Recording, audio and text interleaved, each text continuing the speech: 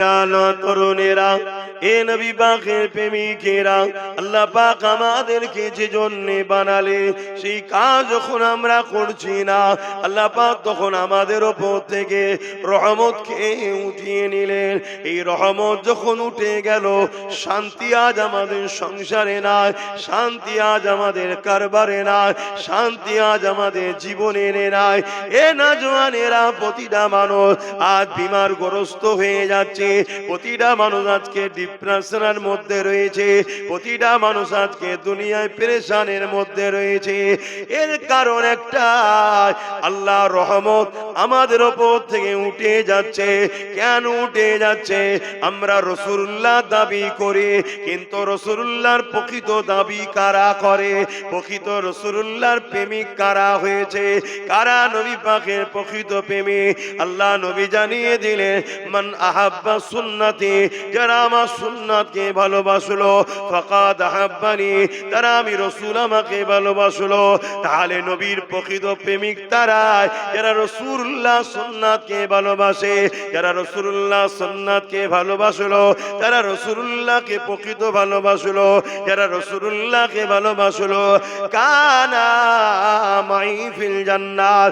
আল্লাহ নবী জানিয়ে দিল, আমার ওই প্রেমিকটা আমি রাসূলুল্লাহ আমার সঙ্গে জান্নাতে যাবে।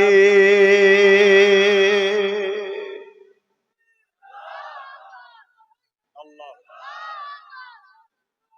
জিন্দাবাদ। আল্লাহ, তুমি আল্লাহকে ভুলে যাও, তোমার স্রষ্টাকে ভুলে যাও, তাহলে আমার আল্লাহ তোমাকে নিয়ামতের জান্নাত দেবে না। এটাই হলো পরীক্ষা। আর এই সব কিছুর মধ্যে আল্লাহ পাক যার জন্য কুল কায়নাতকে বানিয়েছেন, সে রাসূল পাক সাল্লাল্লাহু আলাইহি ওয়াসাল্লামকে আল্লাহ আমাদের জন্য মডেল করেছে। সেই রাসূল যা আদেশ করেছে, মা আতাকুমুর রাসূল ফাখুযুহু ওয়া মা নাহাকুম আনহু ফান্তাহু, রাসূল যা আদেশ করেছে মেনে নিতে হবে, রাসূল যা নিষেধ করেছে ছেড়ে দিতে হবে। এটাই হলো আমাদের কামিয়াবি। রাসূল ছাড়া দ্বিতীয় আমাদের কেউ মডেল নাই। লাকাদ কানা লাকুম ফি রাসূলিল্লাহি উসওয়াতুন হাসানা। আপনি ভারতে থাকেন, আমেরিকায় থাকেন, জাপানে থাকেন, যেখানেই থাকেন, আপনি যে অবস্থাতেই থাকেন, আপনাকে মডেল শুধু রাসূলকে মানাতে হবে। শুধু ধর্মের ক্ষেত্রে নয়, ধর্মনীতিতেও রাসূল মডেল, পরিবার নীতিতেও রাসূল মডেল, সমাজ নীতিতেও রাসূল মডেল, অর্থনীতিতে বিজনেস করবেন রাসূল যেভাবে বলেছে, আপনি সম্প্রীতি মানব বন্ধন করবেন অমুসলিমদের সাথে, রাসূল যেভাবে বলেছে, আপনি রাষ্ট্র চালাবেন রাসূল যেভাবে বলেছে, আপনি পৃথিবীর যেখানেই থাকেন, আপনাকে রাসূল ছাড়া অন্য কাউকে মডেল বলে মানা যাবে না। যদি আপনি রাসূল ভুলা হয়ে যান, আল্লাহ আপনাকে আস্তে আস্তে আস্তে আস্তে দুনিয়াতেও লাঞ্ছিত, অপমানিত, পদদলিত, বেইজ্জতি করবে এবং পরকালে আযাবে জাহান্নাম দেবে।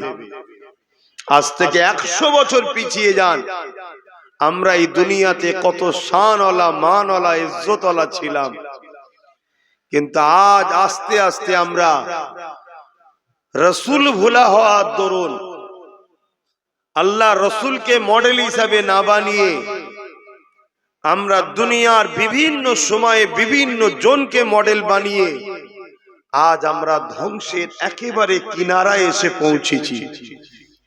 এই জায়গায় আপনি আমাকে এনেছেন পীরের আওলাদ হিসাবে, আমি আপনাকে বাঁচাবার জন্য রাস্তা দেখাবো। আপনাকে খুশি করে আপনার ভবিষ্যৎ ক্ষতি হবে এমন খুশি করার কথা আমি বলতে পারবো না। তাতে আপনার আমাকে পছন্দ না হয়, মিশবেন না, দাওয়াত করবেন না, ভিন্ন বিষয়, কিন্তু আমি আপনাকে ওই রাস্তাই দেখাবো যে রাস্তায় যদি আপনি আসা শুরু করেন তবেই আপনি কামিয়াবি পাবেন। আজ উম্মতে মুহাম্মাদি, আমাদের কালচার, আমাদের উঠা বসা, আমাদের কথাবার্তা, আমাদের দৈনন্দিন জীবন ব্যবস্থা, আমাদের সমাজনীতি, আমাদের রাজনীতি, আমাদের পরিবার নীতি, আমাদের সমস্ত জায়গায় দেখুন আমরা পশ্চিমা কালচারের অনুসরণ করছি। আমরা ইউরোপ দুনিয়া, আমেরিকা, ব্রিটেনের কালচারকে আজকে আমরা পছন্দ করে নিচ্ছি। লেবাসে হোক, সংসার জীবনে হোক, অর্থনীতি জীবনে হোক, পরিবার জীবনে হোক, মানব বন্ধনের জীবনে হোক। আমেরিকা পৃথিবীকে শান্তি দিতে পারেনি। পশ্চিমারা যেদিন থেকে পৃথিবীর উপরে নিয়ন্ত্রণ শুরু করেছে সেদিন থেকে পৃথিবী ধ্বংসের দিকে যাচ্ছে। 100 বছর আগে পুরো পৃথিবী আমাদের নিয়ন্ত্রণে ছিল। হযরতে সুলতান আব্দুল হামিদ রাহমাহুল্লাহ যেদিন ইন্তেকাল করলেন, তারপর থেকে আস্তে আস্তে আমাদের হাত থেকে পৃথিবী ফসকাতে ফসকাতে ফসকাতে পশ্চিমা দুনিয়াদের দখলে চলে গেছে। আর পশ্চিমা দুনিয়ারা আমাদেরকে তো গোলাম বানিয়ে দিয়েছে, তাদের কালচার আমাদের মধ্যে ঢুকিয়ে দিয়েছে। যে কালচারে না সংসার জীবনে শান্তি আছে তাদেরও নাই, না সমাজ জীবনে শান্তি আছে তাদেরও নাই, না রাজনীতির জীবনে শান্তি আছে তাদেরও নাই। এই কালচার থেকে যদি আমরা বেরিয়ে এসে প্রফেট মুহাম্মদ সাল্লাল্লাহু আলাইহি ওয়াসাল্লাম যে আদর্শ দেখিয়েছে, আজ থেকে 100 বছর আগে পুরো পৃথিবী যে আদর্শ ছিল, হতে পারে সে ফ্রান্স, হতে পারে ব্রিটেন, তারাও কিন্তু ওই কালচারই অভ্যস্ত ছিল যে কালচার আমরা দিয়েছিলাম। তাই পুরো পৃথিবীতে তারা শান্তিতে ছিল। এই জায়গায় আপনার আমার মতোই গুটি কত মানুষ নিয়ে হয়তো ভাবতে পারেন এত বড় কথা আলোচনা করে কি করব না। একদিন তিল তিল থেকেই কিন্তু একদিন বিরাট বড় তাল হয়, সেই থেকেই কিন্তু সিন্ধু থেকেই বিন্দু থেকেই একদিন সিন্ধু হয়।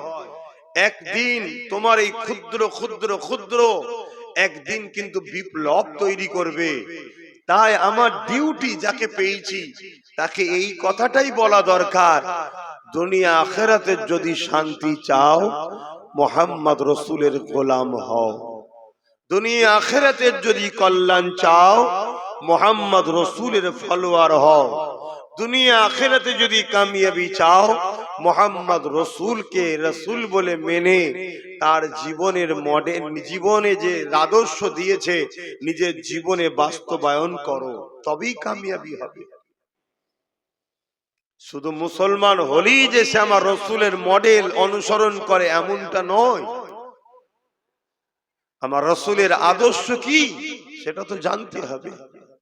আমার নবী ইসলাম, আমার রাসূল কাকে বলে?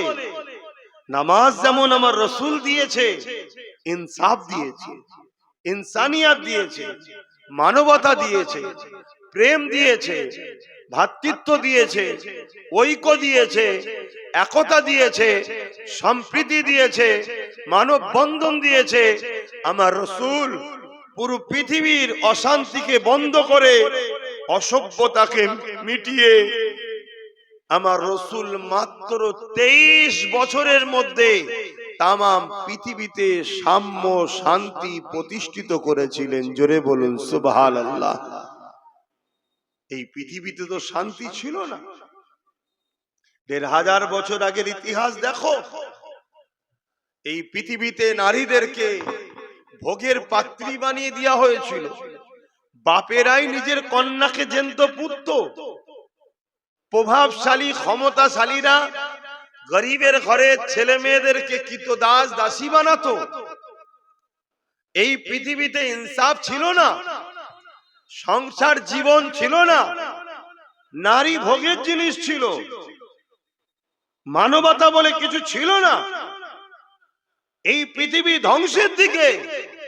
এই ধ্বংস পৃথিবীকে বাঁচাবার জন্যই তো মহান রব্বুল আলামিন আমার রাসূলকে মডেল করে, নেতা করে, লিডার করে রাসূল করে, আওতার করে, মেসেঞ্জার করে, প্রফেট করে আমার রাসূলকে 570 খ্রিস্টাব্দে পাঠিয়েছেন।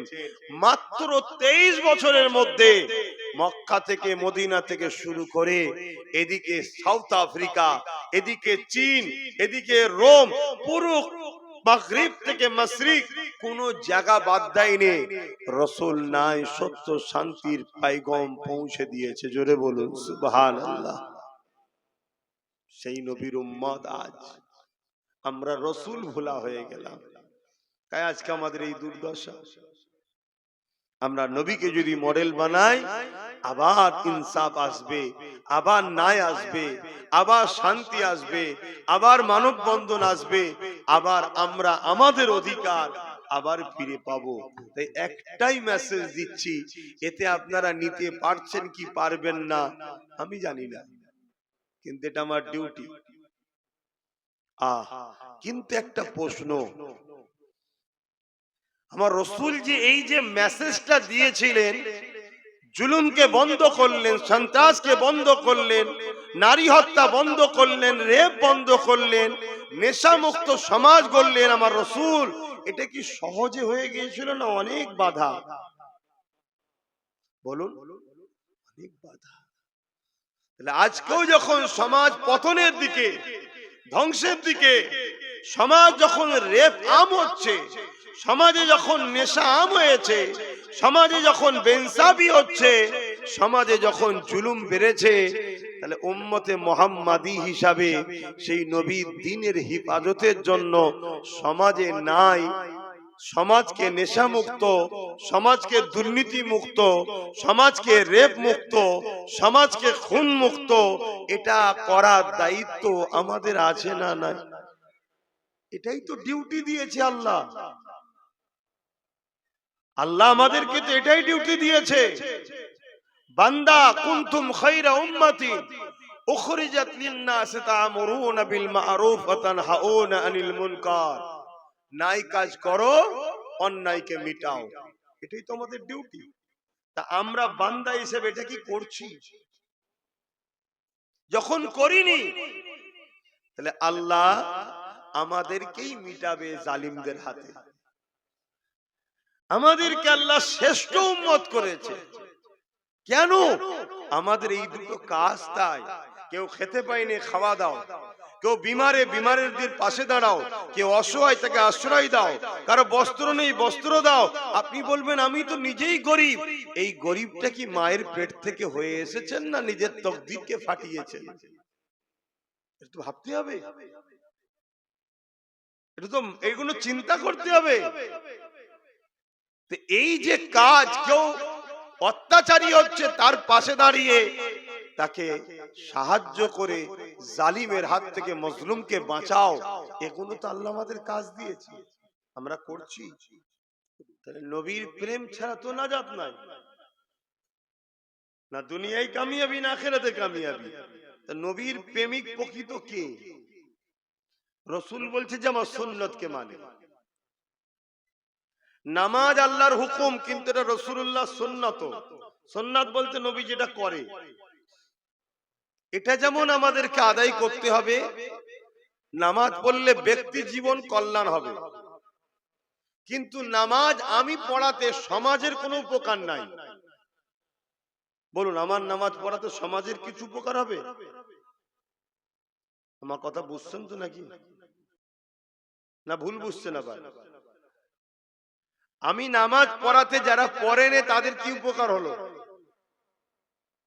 এটা আমার ব্যক্তি জীবনের কল্যাণ। আমি নামাজ পড়েছি, আল্লাহকে সেজদা দিয়েছি, এটা আমার ব্যক্তি জীবনের কল্যাণ। কিন্তু এই সমাজে যদি এতিমের পাশে আমি দাঁড়াতাম, এই সমাজে যদি এমন আইন করা যেত এতিমের উপরে জুলুম হবে না, এই সমাজে যদি এমন ব্যবস্থা করা যেত এতিমকে গভর্নমেন্ট সম্পূর্ণ ফ্রি পড়াশোনা করিয়ে তার থাকা খাওয়ার সম্পূর্ণ দায়িত্ব গভর্নমেন্টের, সে এতিম মুসলমান ঘরের হোক আর হিন্দু ঘরের হোক, সে এতিম মুসলমান, হিন্দু, আদিবাসী, দলিত যেই হোক, এতিম যে হবে, অনাথ যে হবে, যার বাপ মা নেই, সেই সন্তানকে গভর্নমেন্ট সম্পূর্ণ খরচ দিয়ে তাকে পড়াবে, তার থাকা খাওয়ার দায়িত্ব গভর্নমেন্ট। এমন যদি একটা সমাজ ব্যবস্থা আমরা করতে পারতাম, তাহলে এই সমাজের এতিম গরিব গুলো, অনাথ গুলো, তাহলে তারা কিন্তু শিক্ষা পেত। শিক্ষা যখন পেত, তারা সমাজ বিরোধী তৈরি হতো না, তারা বড় বড় জায়গায় প্রতিষ্ঠিত হতো। তাদেরকে এই সবার লাথি খেয়ে, সবার বেউজ্জতি হয়ে আল্লাহর সৃষ্টিকে তাহলে অপমান লাঞ্ছিত হতে হতো না। আমার নবী এতিমের পাশে দাঁড়িয়েছে না দাঁড়ায়নি? কথা বলুন। তখন ছিল বাইতুল মাল, নবী একটা ফান্ড করেছিলেন, সেই ফান্ড থেকে সম্পূর্ণ এতিমদেরকে দেখা হতো। এখন রাষ্ট্রীয় সিস্টেম তৈরি হয়েছে, তাহলে রাষ্ট্রের তো উচিত এতিমকে দেখবে। রাষ্ট্র বলতে কি? আমরা তো জনগণ, তো তাহলে জনগণ, আমাদের তো দায়িত্ব। এবারে এই সমাজে কে এতিমের কথা ভাববে না ভাববে তার বিষয়। তুমি উম্মতে মুহাম্মাদি দাবি করো, তোমার রাসূলের সুন্নাত হলো এতিমকে ভালোবাসা, তাহলে তুমি এতিমের পাশে জন্য কি করলে বলো?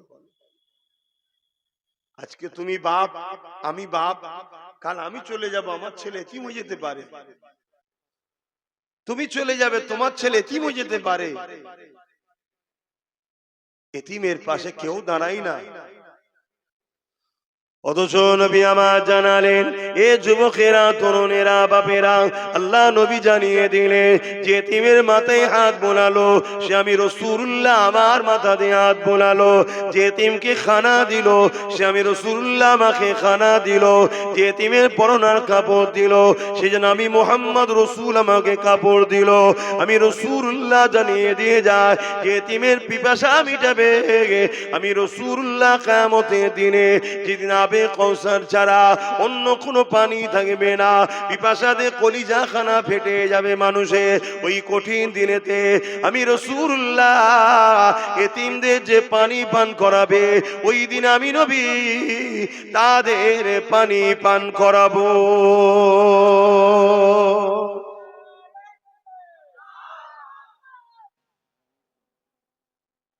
আপনাদের মহল্লা এই শীতের বেলা চলে যায়।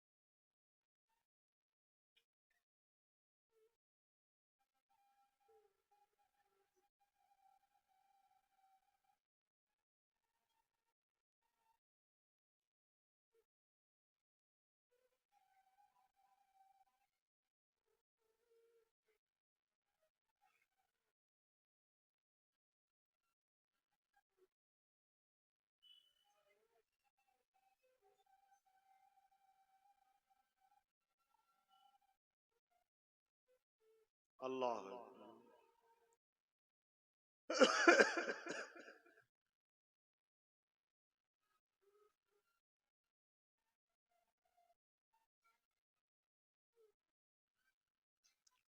আল্লাহ ওসিলাতুল ফাজিলাত ওয়াসুবহান লা ইলাহা ইল্লাল্লাহ। এটাও কি মহল্লায় নাকি? আচ্ছা আচ্ছা, ঠিক আছে, হয়ে যাবে।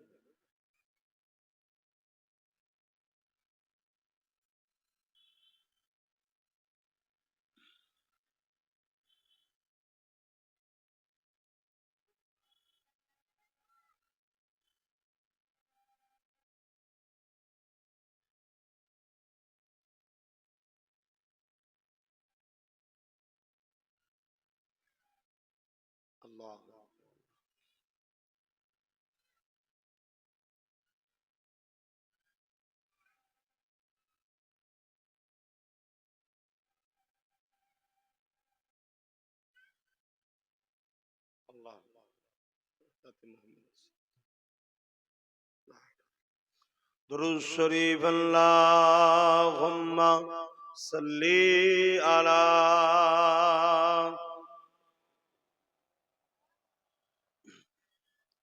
वला आली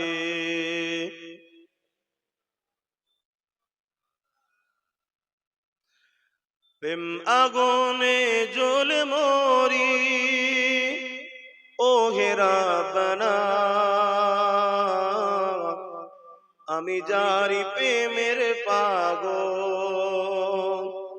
সে তো মদিনায়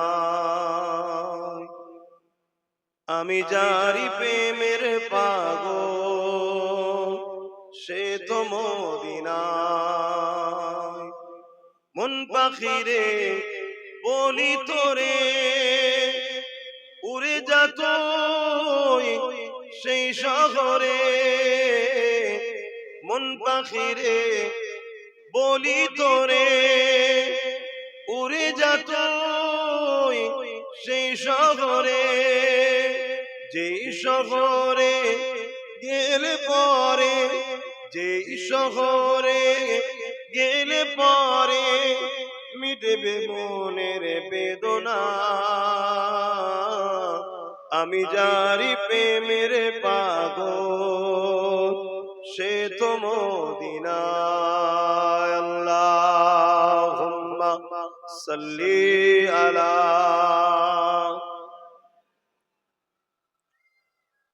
ওয়ালা আলি সাইয়্যিদিনা আমার নওজওয়ানেরা তরুণেরা যুবকেরা আল্লাহ নবী নবী দোয়া নবী জানিয়ে দিলে এ দুনিয়া মানুষেরা আমি রাসূলুল্লাহকে মহব্বত তারা করে যারা আমি নবী আমার সুন্নাতকে মানে সুন্নাতকে ভালোবাসে এ নওজওয়ানেরা এ আমার নবী পাকের প্রেমিকেরা এ দুনিয়া দুদিনের আজ আছো কাল নাই আমার রাসূলুল্লাহর গোলাম হয়ে যাও রাসূল যা করেছে করো নবী যা ছাড়তে বলেছে ছেড়ে দাও তবেই তো তুমি দুনিয়া আখিরাতে কামিয়াবি হয়ে যাবে আল্লাহর রাস্তায় চলাটা হয়তো বড় কঠিন কিন্তু মনে রাখবে কিছুদিন পর আল্লাহ যখন তোমাকে পরীক্ষাটা নিয়ে নেবে তোমাকে আল্লাহ সাহায্য করা শুরু করে দেবে সেখানে তোমার আর কোনোদিন দুনিয়া আখিরাতে কষ্ট থাকবে না আল্লাহ পাকের রাস্তায় যখন কোনো বান্দা বান্দি চলতে থাকে এই চলাটা শুরু হয় কাঁটার উপর দিয়ে কিন্তু কিছু দূর যাবার পরে শান্তি আর শান্তি ফুলের উপর দিয়ে শুরু হবে আর শয়তানি রাস্তা শুরুটা হয় ফুলের উপর দিয়ে কিন্তু কিছু দূর যাওয়ার পরে এমন অন্ধকারে সে পড়ে যাবে আর কোনোদিন সে অন্ধকার থেকে বেরোতে পারবে না দুটো রাস্তা রয়েছে ভাবেন দুনিয়া দুদিনে কিন্তু আজ আমরা সহজ ইসলামকে পেয়েছি তাই ইসলামের উপরে আমাদের অতটা গুরুত্ব নাই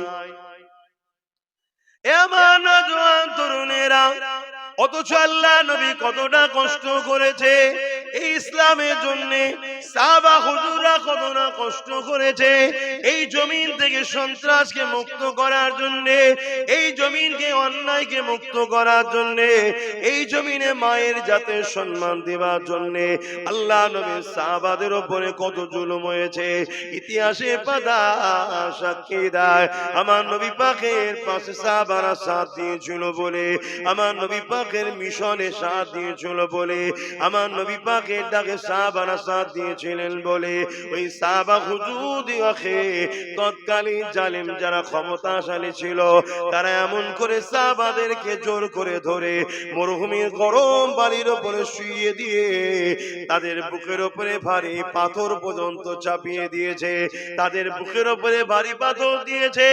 ওই পাথরের চাপে তারা নিঃশ্বাস নিতে পারছিল না। এদিকে তলা থেকে গরম মরুভূমির বালিতে পিঠে চামড়া পর্যন্ত পুড়ে যেতে লেগেছে। এই অবস্থাতে সাহাবা হুজুরদেরকে জিন বলা হতে লেগেছে, এ মুহাম্মাদের অনুসারীরা, মুহাম্মদ রাসূলকে ছেড়ে দাও, মুহাম্মদ রাসূলের দল থেকে সরে আসো, মুহাম্মদ রাসূলের থেকে দূরে সরে যাও, নচেত তোমাদেরকে জানে মেরে দেওয়া হবে। তারা একটাই কথা বলেছিল, আমরা আমাদের জীবন দিয়ে দিতে রাজি আছি, আল্লাহ ও রাসূলকে ছাড়তে রাজি নয়। আল্লাহ আল্লাহ। আর আজকে আমরা মুসলমানদের মধ্যে লাখো কোটি মুসলমান আছে যাদেরকে কোনো চাপ দেওয়া হয় না, শুধু সামান্য কিছু ভিক্ষার কিছু ছোট ছোট পদ দেওয়া হয়েছে। আল্লাহর মসজিদ, মাদ্রাসা, কোরআন, ওয়াকাফকে ছেড়ে দিতে এরা রাজি আছে, কিন্তু দুনিয়ার মসজিদ, মাদ্রাসা, ওয়াকাফের দুশমনদের ছাড়তে এরা রাজি নাই। এরা মুসলমান আছে না? বলুন। তাহলে আমি প্রথমেই বললাম যে সব মুসলমান ইমানদার নয়।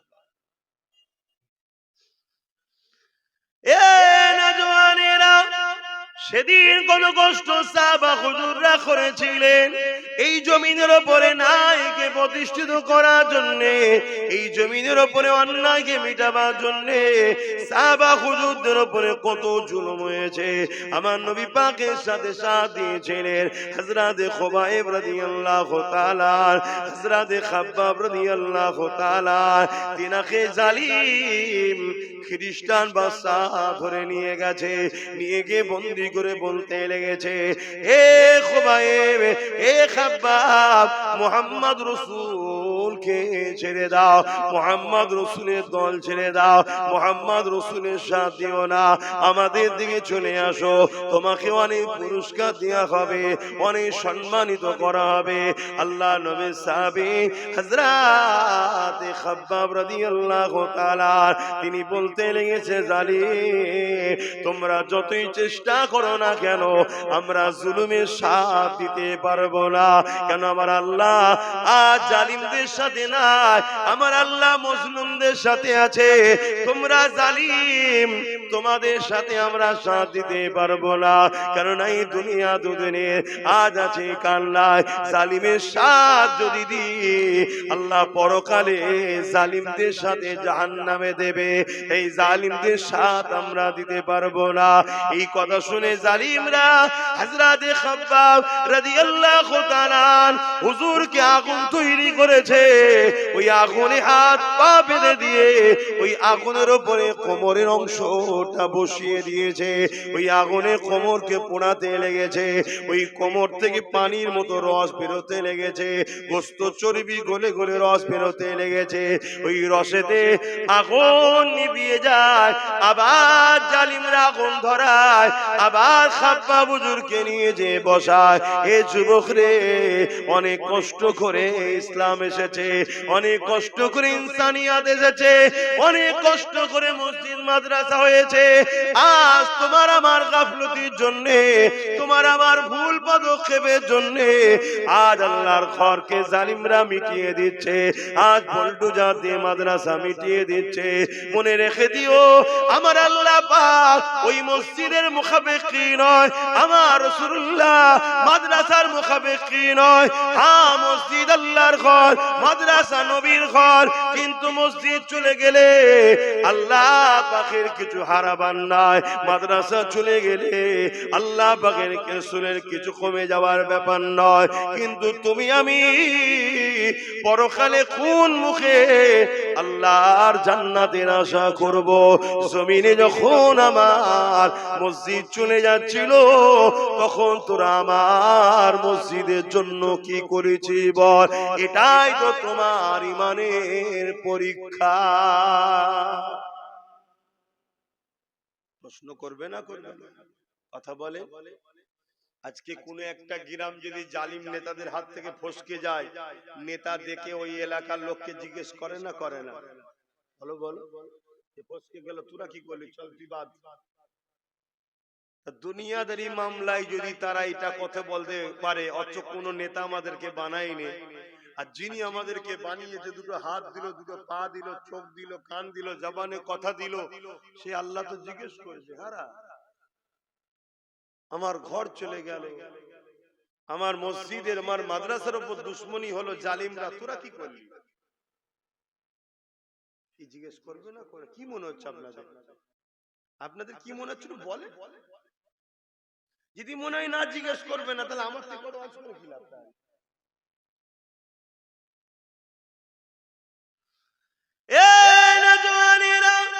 সাহাবা হুজুররা মার খেয়েছিলেন জালিমদের বিরোধী করার জন্য। আজ আমরা মার খাচ্ছি জালিমদের পক্ষপাতিত্ব করার জন্য। সাহাবা হুজুররা মার খেয়েছিলেন এতিম গরিবদের বাঁচাবার জন্য। আজ আমরা মার খাচ্ছি এতিম গরিবদেরকে যারা লুটছে তাদের জন্য। সাহাবা হুজুররা মার খেয়েছিলেন এই জমিনে সন্ত্রাস মুক্ত করার জন্য, এই জমিনে নারীদের অধিকার দেওয়ার জন্য, এই গরিবদের অধিকার দেওয়ার জন্য। আজ আমরা মার খাচ্ছি যাদেরকে আমরা ক্ষমতায় আল্লাহ সেই জালিম অত্যাচারী নারী বিদ্বেষীদের হাত থেকে। এ যুবকেরা, তরুণেরা, আজ আমরা ভারতের মুসলমান, এই ভারতবর্ষের পেপার গুলো খুলে দেখো, ভারতবর্ষের মিডিয়া গুলো খুলে দেখো, কম বেশি প্রতিদিন দেখতে পাবে কোনো না কোনো জায়গাতে গরিবের ঘরে বেটিদের উপরে অত্যাচার হচ্ছে। সেই মেয়েটার বয়স হয়তো 3 বছর, তাকেও ছাড়ছে না। সেই মেয়েটার বাচ্চাটার বয়স হয়তো 5 বছর, তাকেও ছাড়ছে না। সেই বাচ্চাটার কন্যাটার বয়স হয়তো 8 বছর, তাকেও ছাড়ছে না। এ ভারতের মুসলমান, অন্যকে কি করছে আমার দেখার দরকার নাই। মুসলমান তো তারা, নবীর উম্মত তো তারা, যারা দুনিয়াকে কাঁপিয়ে দিয়েছে, দেখিয়ে দিয়েছে নারীদের উপরে জুলুম হলে তাদের বিরুদ্ধে একদিন নয়, দুদিন নয়, বছর বছর পর্যন্ত লড়াই করেছে যে জাতি, ওই জাতিকেই তো বলা হয় মুসলমান। এ যুবকেরা, তরুণেরা, আজ আমরা এত খারাপ হয়ে গেলাম, আমরা নারীদের ইজ্জত বাঁচানো তো দূরের কথা, আজকে দুঃখের বিষয় আমরা তাদেরকেই সাপোর্ট করছি যারা ক্ষমতার জোরে টিকে রয়েছে, আর তাদের চামচাগুলোই নারীদের উপরে জুলুম করছে, তাদের আমরা গোলামি করতে লেগেছে। এই গোলামি এমন জায়গায় পৌঁছে গেল, এই গোলামি এমন জায়গায় পৌঁছে গেল, পুরো ভারতবর্ষের জমিনে গত 2 দিন আগে বিহারের মুখ্যমন্ত্রী দেখা যাচ্ছে আমাদের ঘরের এক মেয়ের মুখের কাপড় ধরে টানছে। কেমন লাগলো দেখতে? খুশি তো? আমি জানি বিহারের মুখ্যমন্ত্রী হয়তো প্রকাশ্যে মুখের কাপড় ধরে টানে, ও গোপনে আরো কাপড় অনেক কিছু ধরে টানে, ওর চরিত্র খারাপ আমি জানি, ওর কথা বাদ দেন। কিন্তু আপনাদের জিজ্ঞেস করছি যে আপনাদের কেমন লাগলো দেখতে? ভালো লেগেছে তো? বলেন বলেন। কেন? ও জানে যে যার মুখের কাপড় ধরে টানছি এ জাতির পুরুষরা সে ঈমান আর নেই যে ঈমান মোহাম্মদ বিন কাসেমের ছিল। একটা 18 বছরের যুবক এক নারীর উপরে জুলুম হয়েছিল, খবর পেয়ে পুরো আক্রমণ করে ছিলেন তিনি। তাহলে আজকে সেই জায়গায় আমরা এত মুসলমান থাকার পরও আজকে কোথায় যাচ্ছে বলো? ভাবো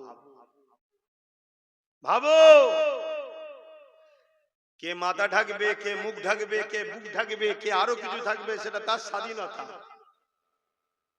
কেউ যদি প্রকাশ্য মুখ খুলতে পারে তার চরিত্রে আরো গোপনে অনেক কিছুই খুলতে পারে, এটা ভাবাটা স্বাভাবিক, তাই তো নাকি? কিন্তু সব কথা যাক, আমি আপনাকে প্রশ্ন করছি, এই অসভ্যতা এত মাথায় উঠলো কি করে? এতে কি আমাদের দোষ আছে? না না, শুধু বাংলালে তো বলছি না, টোটাল মুসলিম সমাজকে বলছি, আমাদের দোষ আছে? না না, এখনো শুধরান, এখনো সময় আছে। লাভ লসের রঙ্ক করে করে করে করে করে করে করে করেই তো জিন্দেগি শেষ করে দিলেন। অঙ্ক সব বন্ধ করুন, একটাই কথা, যে আমার নয় আমি তার নয়, এই অঙ্ক করতে শিখুন। সব সবার ঘর গুছিয়ে নিচ্ছে, আর তুমি শুধু সবার ঘরের কাজ করে বেড়াচ্ছ। সবাই সবার ঘর গুছিয়ে নিচ্ছে, আর তুমি শুধু পরের ঘরে ঝাঁট দিয়ে বেড়াচ্ছ। তোমার ঘরটালে কখন তুমি ভাববে? আমি বলবো না অন্যদের মতো জোর ঘর ভাঙো, ওর মেয়েটিকে তুলে নিয়ে আসো, যেমন বলছে, দেখছেন তো নাকি প্রকাশ্য মিডিয়াতে বলছে মুসলমানদের 10টা মেয়েকে তুলে নিয়ে আসতে পারলেই চাকরি পাবে। দেখেছেন আপনারা এই ভিডিওটা? কেউ মোবাইল গুলো নিয়ে কি করেন একটু দেখুন। যেমন উত্তরপ্রদেশের যে মুখ্যমন্ত্রী, এখন আমার দেশের জন্য এগুলো বলতেও লজ্জা লাগে, যে একটা সময় বলেছিল মুসলমানদের মেয়েদের কবর থেকে তুলে রেপ করা হবে, জানেন তো? দেখেছিলেন এই কথা বলছিল? তাহলে এত বড় একটা কুখ্যাত সমাজ বিরোধী নোংরা মাইন্ডের লোক, সংবিধান বিরোধী লোক, সে একটা বড় রাজ্যের মুখ্যমন্ত্রী হয়ে যাচ্ছে। এখনো তোমার আমার খেয়াল নাই যে দেশ কোন গতিতে যাচ্ছে। তুমি এখন, আমি এখন ওই হাতির দেখানো দাঁত যারা দেখাচ্ছে সেকুলারের নামে, তাদের পিছনে এখনো ছুটছি তুমি আমি বলছি না তুমি কমনাল হও, কারণ ইসলামে কোনোদিন গোলামির জায়গা নাই। কিন্তু তার মানে এটা নয় যে আমি এমন একজনের উপরে ভরসা করছি যারই আপনজন, যারই ভাইয়েরা, তাদেরই উত্তরসূরিরা আজকে এত বড় বড় ইসলাম বিদ্বেষী নারী ঘটিত বা মুসলমানদের উপর আঘাত করছে, তারই ঘরের লোকের উপর আমি ভরসা করে বসে আছি। কি অসুবিধা হচ্ছে ভাবো। আসেন আমি আমার জায়গায় ফিরে যাচ্ছি। আল্লাহ নবী অনেক কষ্ট করেছিলেন এই সমাজে নারীদের ইজ্জতকে বাঁচাবার জন্য। এই জমিনে যখন মানুষ এক আল্লাহকে মানত না, 360টা নকল খোদাকে উপাসনা করত, তারা নারীদের ঘরে জন্তু জন্তু পুঁতে দিত। আল্লাহ নবী এসে তাদেরকে বুঝাতে লাগলে, এ মক্কা মানুষেরা, এ এলাকা মানুষেরা, এই রোমের মানুষেরা, পারস্যের মানুষেরা, এই পৃথিবীর মানুষেরা, কেন তোমরা নারীগুলোকে এত অবহেলা করো? কেন তোমরা নারীগুলোকে জন্তু মুতে দাও? তারা বলতে লেগেছিল নারীরা হলো অশুভ, নারীদের বাঁচার কোনো অধিকার নাই। আল্লাহ নবী বলেছিলেন না, নারী অশুভ নয়, নারী হলো সেই জিনিস আল্লাহ বা কন্যা সন্তানদের এত নিয়ামত করেছে। কারো ঘরে যদি প্রথম কন্যা সন্তান হয়, এর মানে ওই নারীর বাবাকে মহান স্রষ্টা আল্লাহ জান্নাতে সুসংবাদ দেয়। যুগে যুগে নারীদের ওপরে জুলুম হয়েছে, আর নারীদেরকে ইজ্জত সম্মান ইসলাম দিয়েছে। জোরে বলুন সুবহানাল্লাহ। কিন্তু আজকে এই ভারতবর্ষের বুকে এমনও কথা শোনা যাচ্ছে, ইসলামের সম্বন্ধে মিথ্যাচার। এমনও শোনা যায় ইসলাম মে রেপ করা নাকি কোনো খারাপ বিষয় নয়। শোনা যায় না? যায় না? এটা এই যে মিথ্যাচার ইসলামের উপরে, এর কারণে আগামী দিন সর্ব জায়গায় মুসলিম পুরুষ তোমরা চারিদিকে মার খাবে।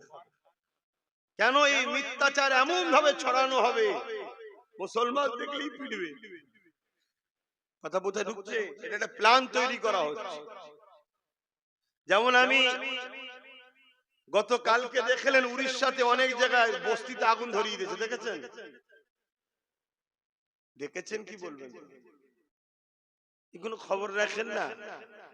এই আগুন ধরানোর পিছনেও একটা কথা উঠছে, এটা আমি অনেক আগে থেকে জানতাম। কেউ একজন কিছু করবে, আমি অনেক আগে বলেছিলাম মুসলিম সমাজের মধ্যে এমন কিছু লোককে দিয়ে এমন কিছু কাজ করানো হবে যার দ্বারা পুরো মুসলিম সমাজকে চারিদিকে টার্গেট করা হবে। এটা অনেক আগে বলেছি। আজকে সেই জায়গাতে মুসলিম যেখানে থাকে সেসব বস্তিগুলো আগুন ধরিয়ে দেওয়া হচ্ছে, আর তাদেরকে একটা বিশেষ স্লোগান দিয়ে তাদের উপরে জুলুম করা হচ্ছে। আগামীতে আরো বাড়বে। আর এই সব কিছুর পিছনে কারণ একটাই, আমরা রসুল ভোলা হয়ে গেছি। আপনি ভাববেন এখানে রসুল ভোলা শুধু কি আছে? হ্যাঁ, আমাদের যে কাজ আমরা সে কাজ ছেড়ে দিয়েছি। আমাদের কাজটাই হলো নায়ের সাথ দিয়া জুলুমের বিরোধী করা, কিন্তু আমরা এতদিন করছি কি? জুলুমের সাথ দিচ্ছি, নায়ের বিরোধী করছি। করেছি না করিনি? আজ নাই আলহামদুলিল্লাহ অনেক বাপ ভাই মা বোন পরিবর্তন হচ্ছে, নবী বংশের আওলাদ নওসাদের সাথ দিচ্ছে, এটা ভিন্ন বিষয়। কিন্তু আমরা এই পাপের মধ্যে অন্যায়ের বিরুদ্ধে জড়িয়েছি না জড়াই? আজ নাই নতুন করে মানুষ চেঞ্জ হচ্ছে। তবে হ্যাঁ, এটা বলতে পারি এখনো আল্লাহর পক্ষ থেকে মার শুরু হয়ে যায়নি। এখনো সময় আছে, তওবা আমাদের করে নেওয়া দরকার। এখনো টাইম আছে, ফিরে আসা দরকার। এখনো টাইম আছে, পরিবর্তন হওয়া দরকার। এ না জওয়ানেরা, তরুণেরা, আমার নবী পাকের প্রেমিকেরা, আরে আমার নবী সাহাবারা নবীকে কেমন মহব্বত করেছে, ওই মহব্বত তোমাকে আমাকে করতে হবে। রাসূলুল্লাহ সাথ দেওয়ার জন্য সাহাবা হুজুরকে নিয়ে গিয়ে শুলিতে চাপিয়ে চাপিয়ে এক এক করে শহীদ করে দিয়েছে। শত শেষে আল্লাহ নবীর সাহাবী হযরত খুবাইব রাদিয়াল্লাহু তাআলা তিনাকে শুলির কাছে নিয়ে এসে বলতে লেগেছে, এ খুবাইব, এবারে তোমাকে শুলিতে চাপানো হবে, এখনো সময় আছে, মুহাম্মদ রাসূলুল্লাহকে ছেড়ে দাও। আরে আমার রাসূলুল্লাহকে কেন ছাড়তে বলছে? আমার রাসূল ছিল জালিমদের বিরুদ্ধে, আর খুবাইব ছিল রাসূলুল্লাহর সাথে। তার মানে নবী জালিমদের বিরুদ্ধে, সেই রাসূলুল্লাহ সাথ দিয়েছে বলে এই খুবাইব হুজুরের উপর জুলুম হতে লেগেছে। আজ তোমাদেরকে বলে দিয়ে যাচ্ছি, তুমি আমি যদি ন্যায়ের পক্ষে সাথ দিই, ইনসাফের পক্ষে সাথ দিই, মানবতার পক্ষে সাথ দিই, গরিবের পক্ষে সাথ দিই, এক কথায় নবীর গোলাম হিসাবে আমি আব্বাস সিদ্দিকী যে লড়াই লাভ নিয়েছি, ওই লড়াইয়ে যদি তুমি সাথ দাও, তোমার উপর জুলুম অত্যাচার হবে, কিন্তু এই জুলুমকে তোমাকে সহ্য করতে হবে। এই জুলুম থেকে খাবলে গেলে হবে না, এই জুলুম থেকে পিছিয়ে গেলে হবে না। কেননা প্রত্যেকটা অন্ধকারের পরে অবশ্যই একটা আলো রয়েছে। রাত হয়েছে বলে খাবলে গেলে হবে না, অপেক্ষা করো, সময় আসলে অবশ্যই আলো ফুটবে, দিন হবে। ঠিক তেমনি আল্লাহ কোরআনে জানিয়েছে, হে আমার বান্দা বান্দিরে, অবশ্যই কষ্টের পরে আমি আল্লাহ তোমাদের শান্তি দেব।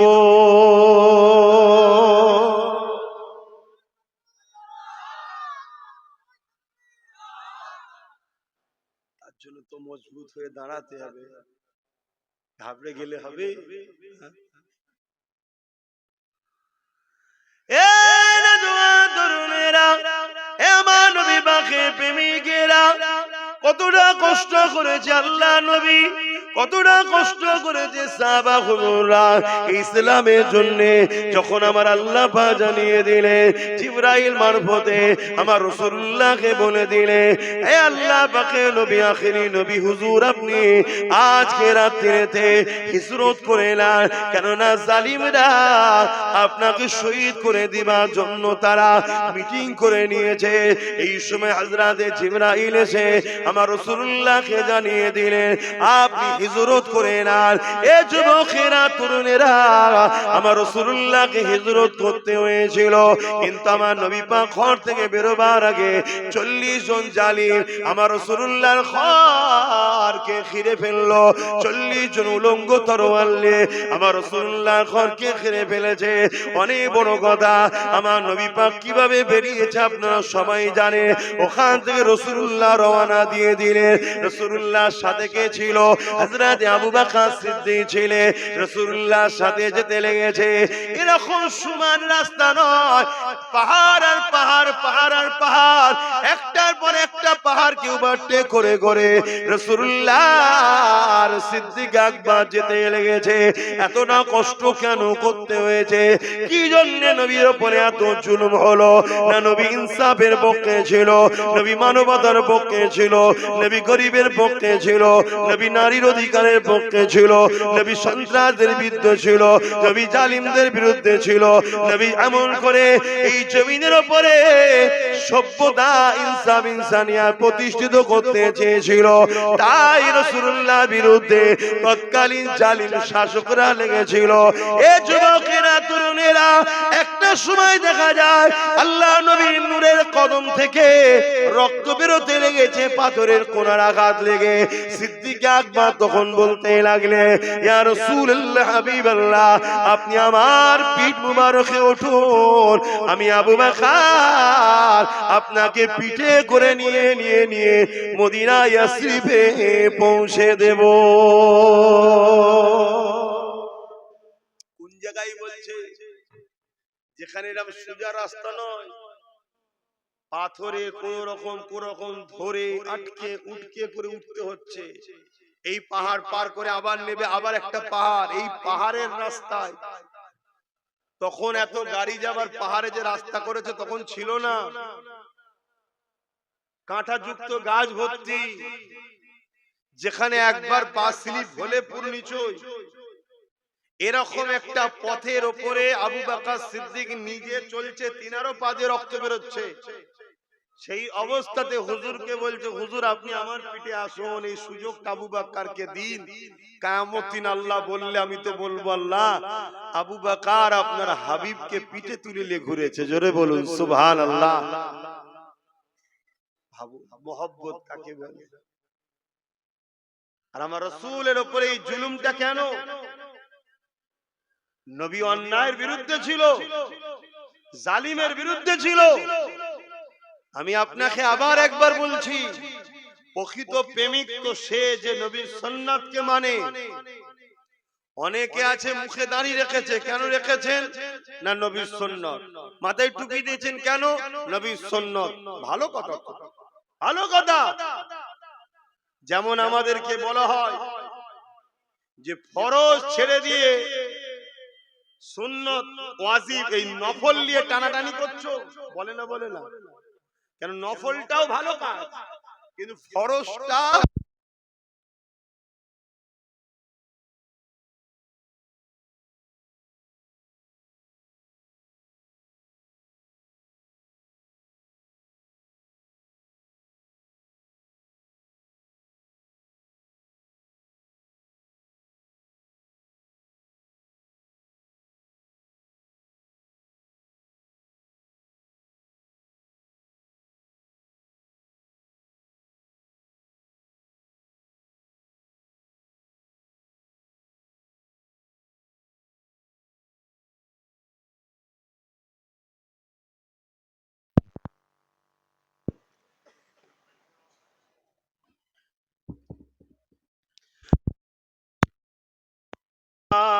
সাল্লি আলা, পড়েন পড়েন, ওয়ালা আলি।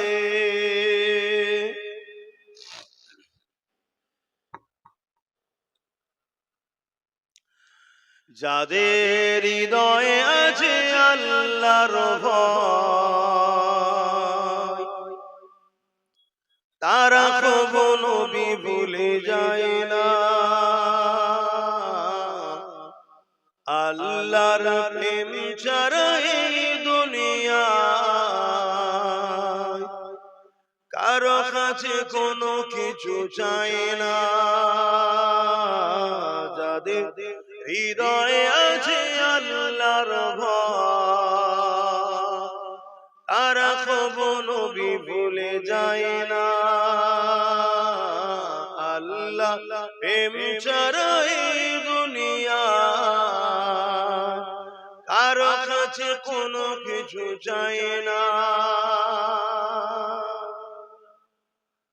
রাতের আঁধারে যারা সিজদাতে রয়, দু চোখের স্রোতে নদী যেন বয়। রাতের আঁধারে যারা সিজদাতে রয়, দু চোখের স্রোতে নদী যেন বয়। চলো না জানি যত আসো, চলো না জানি যত আসো, পিছনে ফিরো তাকায় না। যাদের হৃদয়ে আছে আল্লাহর ভয়, তারা কবু নবী ভুলে যায় না। আল্লাহ প্রেম ছাড়া এই দুনিয়া, কারো কাছে কোনো কিছু চাই না। দিন কায়েমের পথে যারা অবিচল, তারা হলো আল্লাহর প্রিয়জন। দিন কায়েমের পথে যারা অবিচল, তারা হলো আল্লাহর প্রিয়জন। বাতিলের কাছে যারা হার মানে না, বাতিলের কাছে যারা হার মানে না, সংগ্রাম করে যায় অমরণ। যাদের হৃদয়ে আছে আল্লাহর ভয়, তারা কবু নবী ভুলে যায় না। আল্লাহ প্রেমে ছাড়া এই দুনিয়া, কারো কাছে কোনো কিছু চাই না। রাতে আঁধারে যারা সিজদাতে রয়, দু চোখের স্রোতে নদী যেন বয়। রাতের আঁধারে যারা সিজদাতে রয়, দু চোখের স্রোতে নদী যেন বয়। চলো না জানি যত আসো, চলো না জানি যত আসো, পিছনে ফিরো তাকায় না। যাদের হৃদয়ে আছে আল্লাহর ভয়, তারা কবু নবী ভুলে যায় না। আল্লাহুম্মা সাল্লি আলা।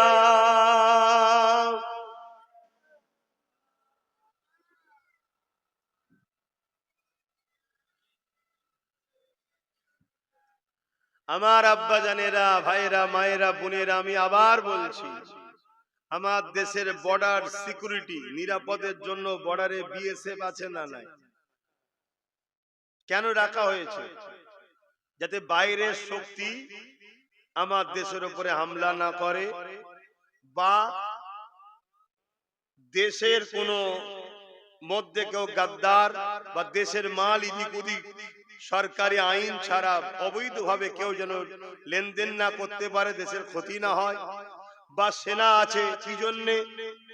যাতে দেশের উপরে কেউ হামলা করলে প্রতিরোধ করবে, তাই তো নাকি? এজন্য তাদেরকে মাইনে দেওয়া হয়, তৈরি করা হয়েছে। তো উম্মতে মুহাম্মাদি, আল্লাহ তোমাকে আমাকে জমিনে পাঠিয়েছে এই কারণে, এই জমিনের উপরে কেউ অন্যায় করলে তাকে দমন করার জন্য। তুমি কেন বুঝছো না? তুমি মনে করেছো আমাকে নামাজ পড়তে শুধু আল্লাহ পাঠিয়েছে, তুমি মনে করেছো আমাকে শুধু রোজা রাখতে আল্লাহ পাঠিয়েছে। এটাই তো তোমার ভুল কনসেপ্ট হয়েছে। নামাজ রোজা যেমন তোমাকে আল্লাহ হুকুম দিয়েছে, ঠিক তেমনি খোদার্থ মানুষকে খানা দিবার হুকুম, আর খোদার্থ মানুষের উপরে কেউ জুলুম করলে তার বিরুদ্ধে লড়াই করার হুকুম আল্লাহ দিয়েছে। জোরে বলো সুবহানাল্লাহ। তাতে তুমি পলিসি তৈরি করতে পারো। বিভিন্ন রুট তৈরি করতে পারো, বিভিন্ন প্ল্যান পরিকল্পনা করতে পারো, কিন্তু মিশন তোমার একটাই হবে, আমি জুলুমকে খতম করব, ন্যায়কে প্রতিষ্ঠিত করব। এটা তোমার কাজ। আর নামাজ ব্যক্তিগত, রোজা ব্যক্তিগত ইবাদত, হজ তোমাকে মালদার করেছে আল্লাহর ঘর দেখে আসো, ব্যক্তিগত। যাকাত আল্লাহ দিয়েছে তোমাকে, এটা শতকরা গরিবকে 2.5 টাকা দিতে হবে, এটা তোমার কাজ। কিন্তু আল্লাহ যেমন রাসূল টুপি পরেছে, তুমি পড়ছো, দস্তকান বিছিয়ে খাচ্ছ, খাও, কিন্তু যেমন ফরজ নামাজ আর নফল নামাজ দুটো এক নয়, কিন্তু দুটোই ভালো কাজ। ফরজের গুরুত্ব অনেক বড়, নফল অনেক ছোট। নফল যদি ছেড়ে যায় তবুও অনেক গুঞ্জাইশ, কনসেশন আছে, কিন্তু ফরজের জন্য কিন্তু অনেক কড়া আইন আছে, তাই তো নাকি? ঠিক তেমনি দস্তখান বিছিয়ে খাওয়াটাও সুন্নাত, তারপরেও যদি ছেড়ে যায় একটা সুন্নাত, তুমি নেকি পেলে না। কিন্তু আমার রাসূলুল্লাহর অনেক বড় সুন্নাত হলো সন্ত্রাস জালিম শাসকদের বিরুদ্ধে যুদ্ধ করে ওই সমাজের মানুষকে জালিম নেতাদের হাত থেকে বাঁচানো, এটা নবীর সুন্নাত। জোরে বললেন না সুবহানাল্লাহ? এইটাকে বল। সেই জায়গায় উম্মতে মুহাম্মাদি টুপি পরে দাঁড়িয়ে রেখে জালিম শাসকের সঙ্গে সাথ দিয়ে বলছে আমি নবীর সুন্নত রেখেছি। সুন্নত রেখেছে না উম্মতকে বোকা বানাবার জন্য রেখেছে, ভাবা দরকার। যদি সুন্নতের প্রকৃত দরদি হতো, যেমন ফরজ ছেড়ে নফল টানাটানি করতো না, ফরজটাও আদায় করতো, নফলটাও করতো, ঠিক না বেঠিক? তাহলে রাসূলুল্লাহর বড় সুন্নত হলো জালিমের বিরুদ্ধে লড়াই করা। রোমের বিরুদ্ধে রাসূলুল্লাহ লড়াই করেছে, পারস্যের বিরুদ্ধে লড়াই করেছে। কেন? এরা সব ছিল অত্যাচারী, স্বৈরাচারী, মানব সুরাতে পশুর নাই জালিম শাসক ছিল। আল্লাহ নবী তাদের বিরুদ্ধে লড়াই করেছে। হে উম্মতে মুহাম্মাদি, নিজের জায়গা ভুলে গেলে। আজ আমরা লড়াইকে ভুলে গেলাম, আজ অন্যায়ের বিরুদ্ধে লড়াই করা ভুলে গেলাম, ন্যায়ের পক্ষপাতিত্ব ভুলে গেলাম। এই ভুলে যাওয়ার দরুন আমাদের আল্লাহ আমাদের কাছ থেকে সম্মান, ইজ্জত মানুষের অন্তর থেকে তুলে দিচ্ছে। তাই আজকে আমরা মানুষের কাছে ঘৃণার পাত্র হয়ে গেছি।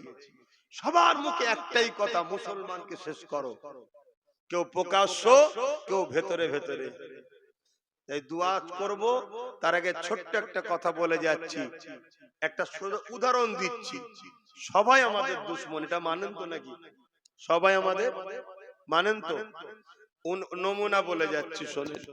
একটা হলো প্রকাশ্য, দেখুন বিজেপি সরকার আমাদের ওয়াকফকে আইন করে লিখছে না লাইনে ওয়াকফকে। আর আমাদের রাজ্য সরকার দেখুন মুখে আমাদের দরদি, কিন্তু আমাদের ওয়াকফের আইনকে সাপোর্ট করলো না। দেখলেন তো, সবাই আমাদের দুশমন। বিগত দিনেও যারা ছিল তারা আমাদের দুশমনি করেছে না? কথা বলুন, হ্যাঁ কি না বলুন। সব সুযোগ সন্ধানী, আমরা বুঝে উঠতে পারলাম না। তো যাই হোক, এই শীতের বেলায় সময় তো কম, বেশি কথা আর বলতে পারছি না, এতটুকুই বললাম। এখন সালাম দেবো, একটুখানি দোয়া করব। যেসব ভাইগুলো দাঁড়িয়ে আছেন, যদি আমাদের হয় কমসে কম দুয়াতে একটু ভেতরে ঢুকে আসবেন, জানি একটু শরীক হন। সালাম পড়ি, ইয়া নবী সালাম